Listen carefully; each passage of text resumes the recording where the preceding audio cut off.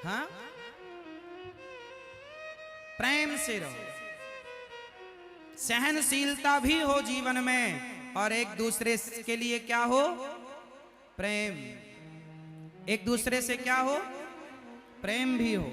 पत्नी पति से प्रेम करे, पति पत्नी से प्रेम करे, बच्चे माँ बाप से प्रेम करें, आप अपने बुजुर्गों से प्रेम करें। प्रेम जीवन में बहुत महत्वपूर्ण वस्तु है, महत्वपूर्ण है, जरूरी है। जैसे दाल नमक के बिना फीकी है, वैसे ही जिंदगी प्रेम के बिना फीकी है, इसलिए प्रेम तो चाहिए। हम आप लोगों के बीच में आए हैं केवल आप लोगों के प्रेम के कारण। आप लोग यहाँ आए हैं केवल प्रेम के कारण।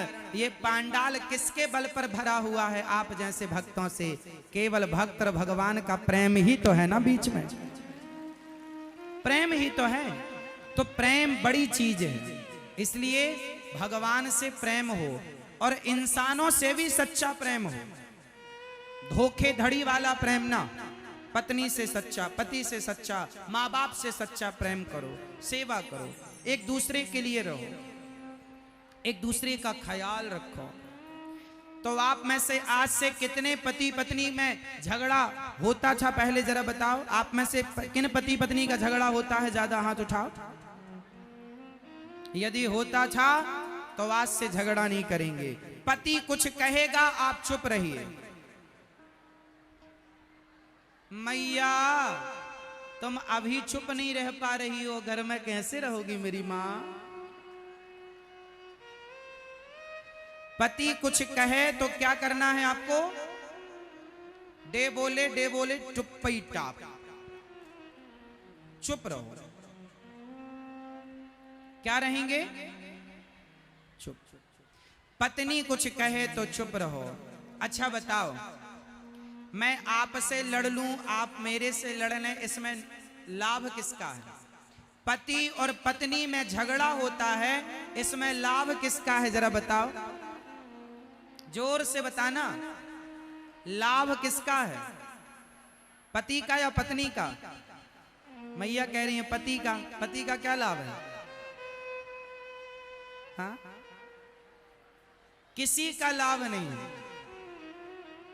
नुकसान आपका है, समय बर्बाद किया आपने।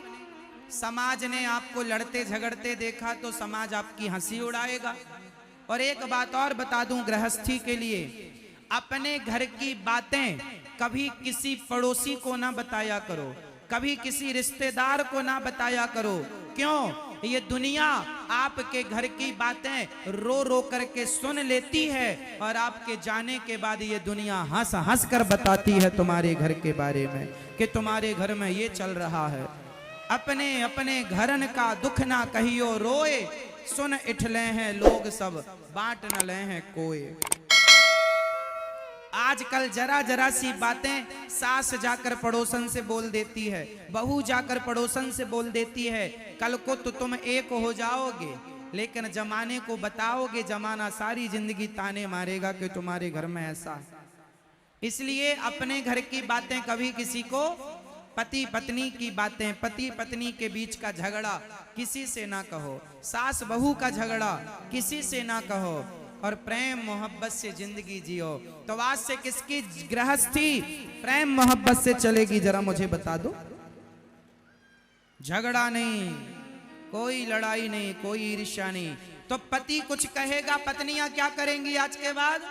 पति गाली दे, मानो पति झगड़ा करे, तो पत्नियां क्या करेंगी, जोर से क्या करेंगी, चुप रहेंगी। और पत्नियां गाली देंगी, पत्नियां लड़ाई करेंगी, तो पति लोग क्या करेंगे, चुप रहेंगे। चुप रहना समझदारी है या नहीं, बोलो हाँ या ना।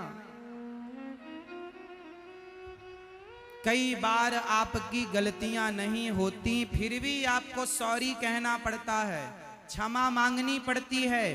क्या करें साहब, रिश्तों को बचाने के लिए कई बार झुकना पड़ता है। बाल्टी कुएं में जब उतरती है तो बिना झुके भरती ही नहीं है। यदि झुककर रिश्ता बचा सको तो बचा लेना, समझदारी इसी में। रिश्ते तोड़ देने में तो समझदारी नहीं, रिश्तों को बचाइए। हमारे देश में, हमारे हिंदू धर्म में शादी जब होती है तो 7 जन्म का साथ कहा जाता है। हमारे यहाँ तलाक की कोई सुविधा नहीं है, हमारे यहाँ डिवोर्स की कोई सुविधा नहीं है। हाँ, आप लोग कौन सी भाषा बोलते हैं? मैथिली बोलते हैं ना? चलो बताओ, इंग्लिश में कहते हैं डिवोर्स, उर्दू में कहते हैं तलाक, तलाक, तलाक। जरा बताओ, हिंदी में और मैथिली में ऐसा कौन सा शब्द है जिसको कह के पति और पत्नी का रिश्ता तोड़ दिया जाता है? है कोई शब्द आप लोगों की डिक्शनरी में? इंग्लिश में, इंग्लिश के पास रिश्ता तोड़ने का शब्द है डिवोर्स, उर्दू में रिश्ता तोड़ने का शब्द है तलाक। क्योंकि हम भारतीय, क्योंकि हम हिंदू, हमारी भाषा हिंदी है, हमारी भाषा मैथिली है, हमारी भाषा सदा जोड़ना सिखाती है साहब, रिश्तों को तोड़ना नहीं सिखाती। वो यदि होए तो मुझे बताना, आपकी डिक्शनरी में बताओ हिंदी में वो कौन सा शब्द है जिसको कहकर रिश्ता तोड़ दिया जाता है? हमारे यहाँ रिश्ता तोड़ने के शब्द नहीं है। हाँ, शब्दों को विभक्त करने के शब्द हो सकते हैं। हमारे यहाँ रिश्ता तोड़ने का शब्द नहीं है, क्योंकि हमारी संस्कृति जोड़ना सिखाती है, तोड़ना। हमारे यहाँ पति पत्नी 7 जन्म के लिए होते हैं। पति कैसा हो? अंधा, लंगड़ा, बहरा। अरे मर गया था पति, मरे पति को यमराज के पास जाकर ले आई सती सावित्री। हमारे यहाँ तो यमराज के मुंह से वापस ले आती हैं। ऐसी ऐसी पत्नियां हैं जो ब्रह्मा विष्णु महेश गए परीक्षा लेने, तीनों को बच्चा बना दिया। पातिव्रत धर्म के बल पर अनसुईया माता उनका नाम है। ऐसी पतिव्रता नारी। अरे मिथिला की एक लड़की है, एक बेटी है जो इस धरती की सबसे श्रेष्ठ पतिव्रताओं में एक है। बताओ क्या नाम है? माता, माता सीता। आपकी बेटी, आपके मिथिला की माटी से पैदा हुई बेटी माता सीता, उनके चरित्र पर जमाने ने उंगली उठाई। अंत में माता ने अपनी पवित्रता के लिए प्रमाण दिया कि हे पृथ्वी माता, यदि मैं गंगा की तरह पवित्र हूं, अग्नि की तरह पवित्र हूं, तो मां मुझे अपनी गोद में स्थान दे करके मेरी बात को सत्यापित कीजिए। पृथ्वी मां ने गोद में बिठा लिया माता सीता को। सारे लोग देखते रह गए। इस धरती की श्रेष्ठ पतिव्रताओं में एक पतिव्रता माता सीता। तो जीवन में पतिव्रता, एक ही धर्म एक व्रत नेमा, काय बचन मम पति पद प्रेमा। पति कैसा हो? अंधा, लंगड़ा, बहरा, काना। पति की सेवा, पत्नी का सम्मान, एक दूसरे के लिए समर्पण, यही है गृहस्थी, यही है गृहस्थी। पतिव्रता बनना है। एक स्त्रियों के पातिव्रत धर्म में कितना बल है। पद्म पुराण में एक कथा आती है कि हाँ, पद्म पुराण में एक पति था, वो बड़ा दुष्ट था, वो उसको कोढ़ का रोग था। उसकी पत्नी बड़ी पतिव्रता थी, उसकी सेवा करती।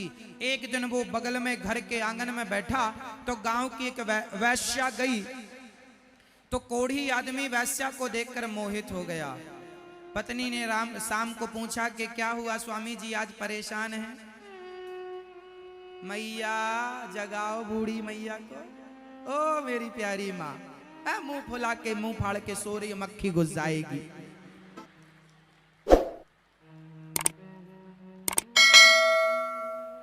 सुनो,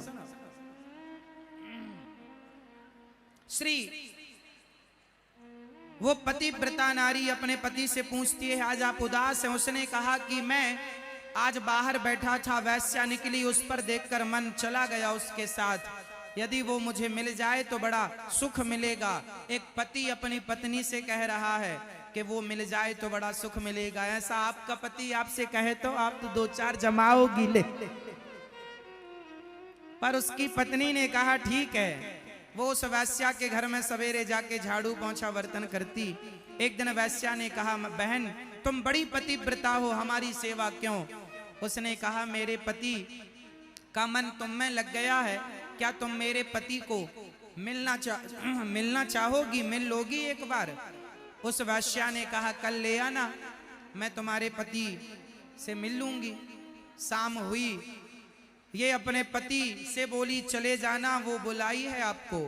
पति ने कहा मैं कैसे जाऊं, मेरे से तो चलना नहीं आता, कोढ़ का रोग था, पूरा शरीर दुर्गंध से भरा था, हाथ पांव कमजोर हो गए थे, शरीर कमजोर था पर विषय वासना कमजोर नहीं थी। उस पत्नी ने कहा अच्छा आप मेरे कंधे पर बैठ जाओ। पत्नी ने अपने पति को अपने कंधे पर बिठाया और जंगल के रास्ते से चली वैश्या के घर लेकर। अब जरा विचार करना, एक पत्नी अपने पति को अपने कंधे पर बिठाकर वैश्या के घर जा रही है। जंगल के रास्ते से इसलिए गई कि कोई देख ना पाए, पर जंगल में एक संत जी, नाम था मांडव्य ऋषि। राजा के राज्य में चोरों ने चोरी की और चुरा कर धन राजा का चोरों ने मांडव ऋषि की कुटिया में रख दिया। सिपाहियों को लगा बाबा जी ने चोरी की, तो बाबा जी को सूल पर लटका दिया। सूल जमीन नीचे से चुभता हुआ सिर से निकल गया। जब ये वैश्या के घर अपने पति को लेकर जाने लगी तो इसके पति का सिर बाबा जी के पांव से टकराया और बाबा जी की समाधि खुल गई। संत जी ने श्राप दे दिया, जिसने मेरी तपस्या भंग की सूर्योदय होते ही मर जाए। इसका पति रोने लगा, कोढ़ी मैं तो गया। पत्नी ने कहा मत रोइए, यदि मैं सच्ची पत्नी पतिव्रता नारी हूं तो हे सूर्य भगवान, जब तक मैं ना कहूं आप उदय मत होइएगा। साहब 24 घंटे हो गए सूर्य भगवान ना आए, 48 घंटे हो गए सूर्य भगवान ना आए। मतलब एक पतिव्रता नारी सूर्य की गति को रोक सकती है, और रोक दिया। सब देवता आए, हाहाकार मच गया। अंत में माता अनुसुईया ने कहा कि तू आने दे सूर्य को, मैं तेरे पति को जीवित करूंगी। सूर्य की किरण पड़ते ही उसका कोढ़ी पति मर गया, चूंकि श्राप मिल गया था। और भगवान की कृपा से माता अनुसुईया ने वो मरे हुए पति को कहा कि हे प्रभु, यदि मैं पतिव्रता नारी हूं तो इसका मरा हुआ पति जीवित हो जाए। वो मरा हुआ पति जीवित हो गया।